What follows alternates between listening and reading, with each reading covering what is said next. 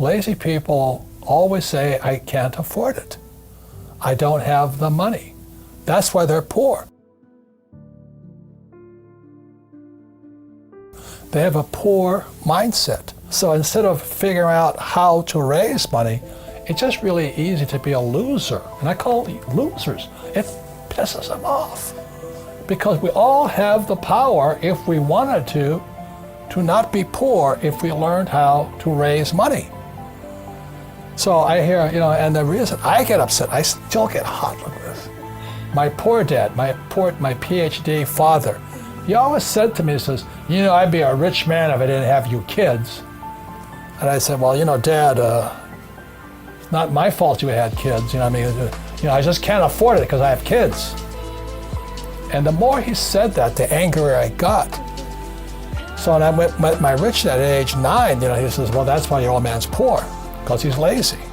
He thinks his PhD is going to carry him. He says, everybody can say, I don't have money, I can't afford it. He says, that's why he's poor. He's lazy. But my father kept going back to school, Stanford, University of Chicago, Northwestern. He never learned any of this stuff. They still don't know it, because most teachers want a paycheck, pension, and tenure. They want job security. So the mindset is different, and that's what they teach the kids. So the reason I say only lazy people use their own money is because it takes much more intelligence to raise capital. And so I've never been able, ever since my rich dad was a little boy, my rich dad forbade me from ever saying, I can't afford it. He says, figure out how you can afford it. How can you do something? Figure out how you can do something. So over my lifetime, most of the projects I've started, I've never had any money. I like not having money because it forces me to think. I get creative. I have to educate myself. I have to talk to rich guys. Hey, how'd you do this? How'd you do that? How'd you do that? And what has happened to me, and I just turned 72, I've never needed money. Because if I need money, I figure out how to raise it. So today you guys have crowdfunding and all that. I don't know what that stuff is.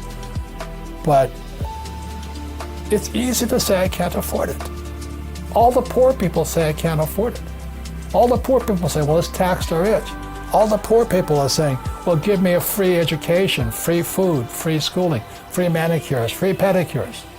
There's laziness, my opinion. Only lazy people use their own money. And that's what really pissed off a lot of people out there.